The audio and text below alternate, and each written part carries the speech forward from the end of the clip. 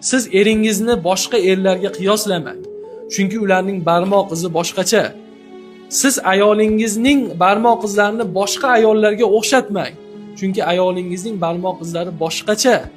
Faqat bu barmoq izlari siz uchun. Sizdan boshqasiga to'g'ri kelmaydi.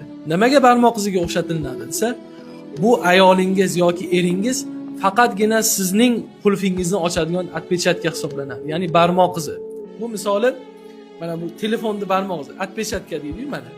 Bu faqat meni barmoq izimni ochadi xolos, отпечатка.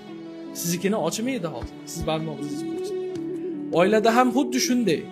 Oilada er-xotin bir-birini barmoq izini boshqa oilalarga o'xshatmaslik kerak. Qiyoslamaslik kerak. Falonchining eri balondaqa, falonchining ayoli mana bunday deb ayolingizga yoki eringizga qattiq munosabatda bo'lmang. Chunki aytganimizdek, ularda barmoq izlari boshqa. Sizni barmoq izingiz